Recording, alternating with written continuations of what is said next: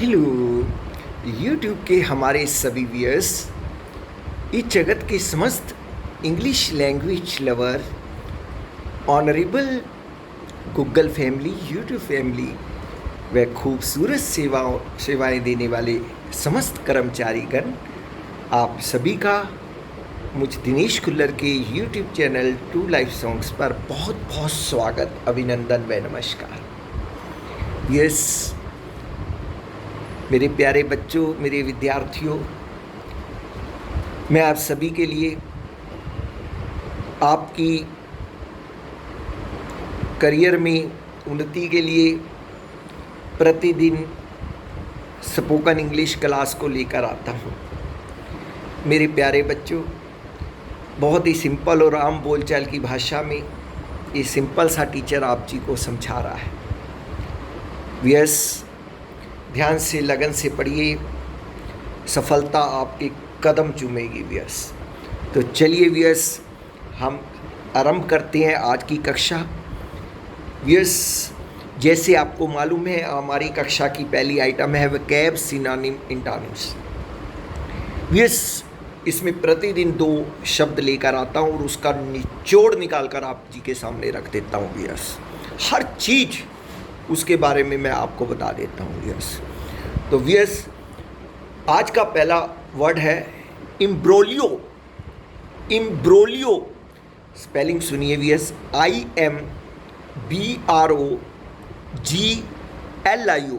Generally व्यस इसमें जी pronounce नहीं होता है, लेकिन कई लोग ऐसे बोल देते हैं गलत भी, लेकिन इसको बोला जाता है इम्ब्रोलियो। IMBROGLIO, इम्ब्रोलियो। व्यस, इसका मतलब क्या होता है? सबसे पहले तो ये बताएं कि ये एक नाउन होता है व्यस, और बहुत यूज़ होता है व्यस। आप कभी भी न्यूज़पेपर में देखिए और आपको प्राय ये वर्ड मिलेगा व्यस। इम्ब्रोलियो का मतलब उलझन, जटिलता, गड़बड़, अव्यवस्था, ये सभी लिए जा सकते हैं व्यस। जैसे कि आजकल कनाडा और इंडिया के बीच में थोड़ा सा टकराव हो रहा है, तो उस बीच इस प्रकार का वाक्य बोला जा सकता है, we must find some solution of imbroglio between India and Canada. मतलब हमें इन दोनों के बीच में जो उलझन हो गई है उसके लिए कोई ना कोई सॉल्यूशन निकालना चाहिए। तो व्यस, सिनोनिम्स ले सकते हैं हम इसके लिए।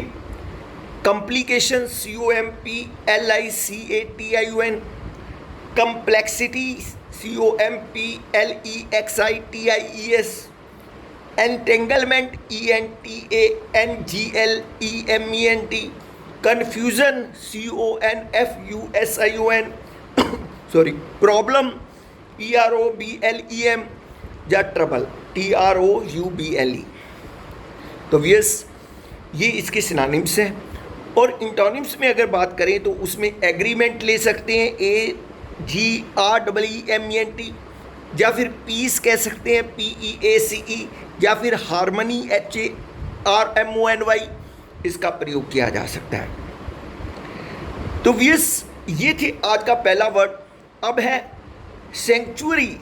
सेंचुरी, अब ये वर्ड सुनिए, SANCTUARY, सेंचुरी। इसको सेंचुरी बोला जाता है, ये सेंचुरी नहीं बोल देना, सेंचुरी, SANCTUARY, सेंचुरी। इसका मतलब क्या होता है व्यस? इसका मतलब होता है शरण स्थान, पुण्य स्थान, या कोई पशु विहार जहाँ पर पशु वगैरह रखे जाते हों, उनके लिए भी किया जा सकता है व्यस। तो व्यस, अगर हम इसके लिए एक सेंटेंस यूज़ करें तो इसमें ऐसे होगा, thousands of refugees have sought sanctuary in neighbouring countries. यानी हजारों जो रिफ्यूजी लोग हैं वो पड़ोसी देशों में अपना आश्रय उन्होंने ढूंढ लिया है।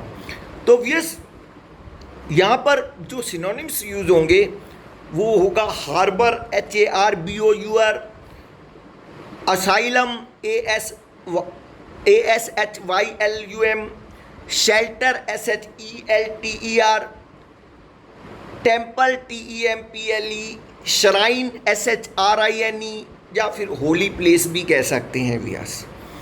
और एंटोनियम्स में व्यास अनहोली प्लेस कह सकते हैं, या इविल, EVIL, इविल प्लेस बोल सकते हैं व्यास। तो ये थे व्यास आज के सिनोनिम, एंटोनिम्स और वोकैब से रिलेटेड 2 शब्द। चलते हैं व्यास आज की कक्षा की दूसरी आइटम के ऊपर, और वो है idiom and phrases. Vyas idiom and phrases में भी प्रतिदिन 2 नए ईडियम फ्रेजेस मैं आप जी के लिए लेकर आता हूँ।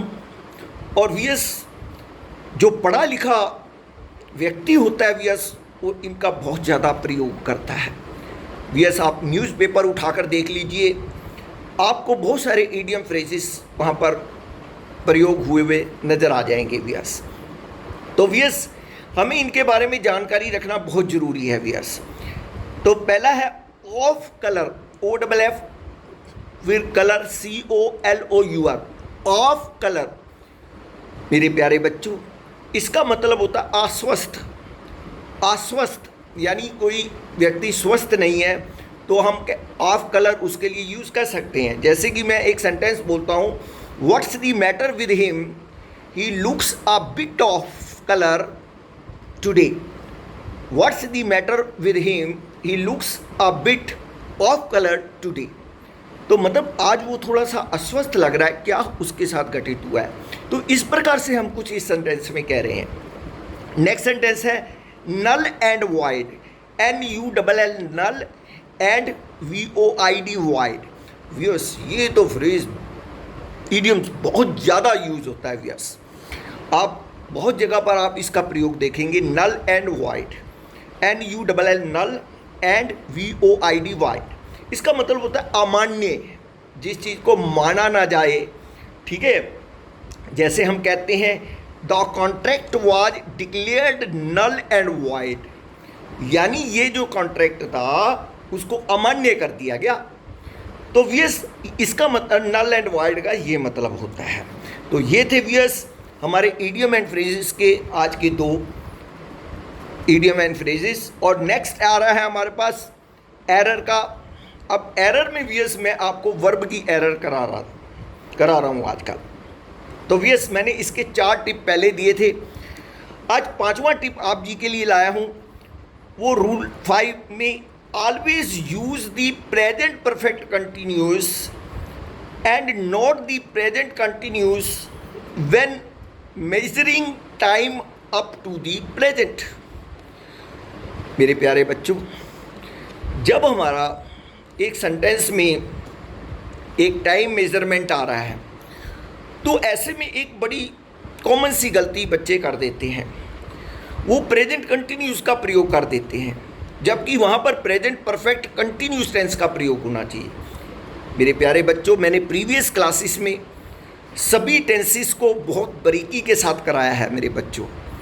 इसीलिए कहता हूँ व्यास आप लोग पिछली क्लासेस को जरूर देखिए, क्योंकि एक दूसरे के साथ लिंक बंधा होता है व्यास।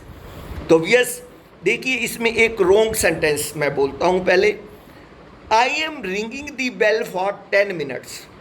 अब यस यहाँ पर ये कहा जा रहा है कि मैं 10 मिनट से बेल बजा रहा हूँ। मेरे प्यारे बच्चों देखिए, इसके अंदर एक टाइम आ गया व्यास। तो यहाँ पर जो प्रेजेंट कंटिन्यूस टेंस का प्रयोग था डेट इज रॉन्ग।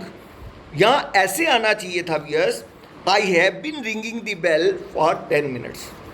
मैं 10 मिनट से बेल को बजा रहा हूँ। एक और सेंटेंस देखिए व्यास, रॉन्ग बोल रहा हूँ पहले, she is playing since morning. She is playing since morning, अब वो सुबह से खेल रही है ये बताना चाह रहे हैं। तो देखो यहाँ भी प्रेजेंट कंटिन्यूस टेंस का प्रयोग करके गलत कर दिया व्यास। होना यूँ चाहिए था, she has been playing since morning. तो मेरे प्यारे बच्चों, अब मैं रूल नंबर 6 के पर आ रहा हूँ। उसमें generally double future is not used in a sentence if 2 future actions are mentioned, the future is used for the action which will happen later. देखो मेरे प्यारे बच्चों, जब किसी सेंटेंस में हमारे पास डबल फ्यूचर की बात आ रही है, मतलब उसके साथ जो जुड़ा वाक्य है वो भी फ्यूचर में ही बोला जा रहा है, उससे पहले का वाक्य भी फ्यूचर में बोला जा रहा है, तो व्यस उन दोनों में एक में हम फ्यूचर का प्रयोग करते हैं, एक में प्रेजेंट इंडेफिनिट का प्रयोग करते हैं। और वो हम किस में करते हैं? जो हमारा जो पिछला वाक्य होता है व्यस उसका लगा हुआ दूसरे नंबर का वाक्य होता है, उसके अंदर हम फ्यूचर का प्रयोग करते हैं और पहले के अंदर प्रेजेंट का प्रयोग, प्रेजेंट डेफिनिट का प्रयोग कर देते हैं। तो जैसे एक रॉन्ग सेंटेंस बोलता हूँ, yes when you will reach there she will meet you. अब देखिए व्यस ये एक रॉन्ग सेंटेंस है। अब इसमें क्या किया गया, दोनों इसके पार्ट्स में जो है फ्यूचर का ही प्रयोग कर दिया गया। इसमें ये कहा जा रहा है when you will reach there, जब तुम वहाँ जाओगे, शी विल मीट यू, वह तुम्हें मिलेगी। तो मेरे प्यारे बच्चों, आ तो फ्यूचर रहा है, लेकिन हम जब इंग्लिश में कंस्ट्रक्शन करते हैं तो इसका जो पहला पार्ट होता है उसको हम प्रेजेंट के अंदर लेते हैं और सेकंड पार्ट को हम फ्यूचर इंडेफिनेट में ले लेते हैं। तो बोलना right sentence will be when you reach there, there will be, when we reach there she will meet you.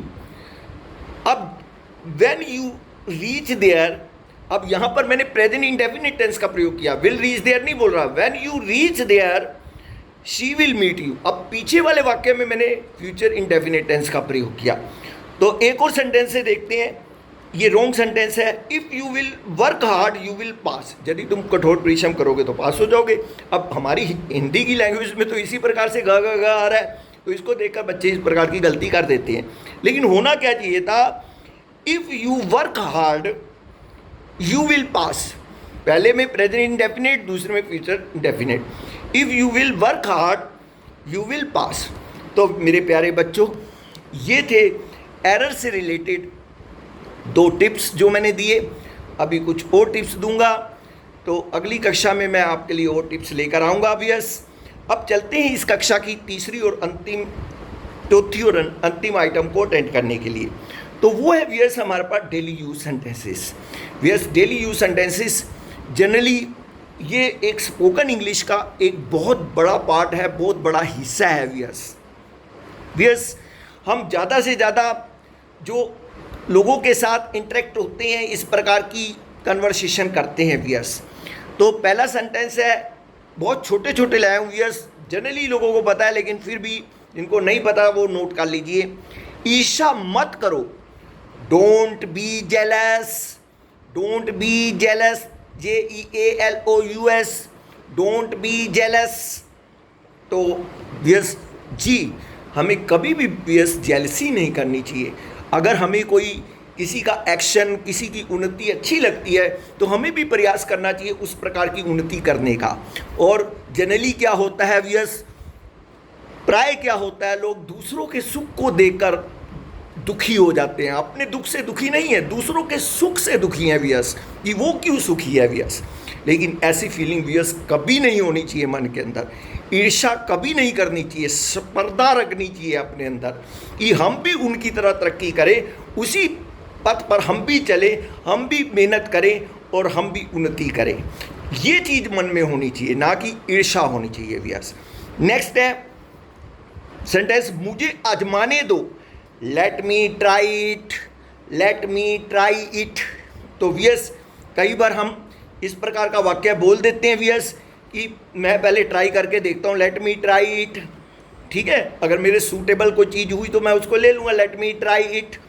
Next sentence है व्यस, घर पहुँचने पर मुझे फ़ोन कर देना। अब व्यस ये तो बहुत जनरली हम करते हैं। अब हमारी बिटिया है, कोई बाहर जा रही है, या फिर मान लो ऑफिस से घर जा रही है, तो बॉस ही कह देते हैं कि भाई देखो आप ठीक से सेफली घर पहुंचो, आराम से, बहुत लेट जा रहे हो रात को, तो घर पहुंचते ही आप जो है फ़ोन कर देना। तो क्या बोला जाता है, give me a phone call when you get home,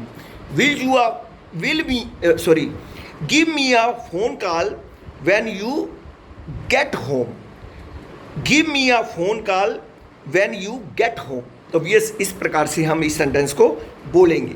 उसके बाद अगला सेंटेंस है, सब सबके अपने अपने विचार हैं, सबके अपने अपने विचार हैं। Yes, everyone has their own ideas, everyone has their own ideas. जी यस, हर व्यक्ति के अपने अपने ख्यालात होते हैं, अपने अपने विचार होते हैं, और उन्हीं विचारों से व्यस उसका आगे का जो करियर है वो बनता है। तो व्यस अच्छे विचार रखिए, नेक कार्य पर नेक कदमों पर चलिए, नेक कार्य करिए, हमेशा यही दिमाग के अंदर होना चाहिए व्यस। तो चलिए व्यस, आज का अंतिम सेंटेंस सुन लेते हैं। माफ़ करना मेरे दिमाग से निकल गया, माफ़ करना मेरे दिमाग से निकल गया, सारी इट एस्केप्ड माई माइंड, सारी इट एस्केप्ड माई माइंड। तो यस, ये थी आज की कक्षा। आज मैं थोड़ा सा जल्दी में हूँ, टाइम हो रहा है बच्चों के आने का, इसलिए थोड़ी सी बोलने में भी गलतियाँ हुई, सॉरी, उसके लिए क्षमा चाहूँगा व्यस। कल फिर मिलता हूँ। जय श्री कृष्णा, राधे राधे, नमस्कार।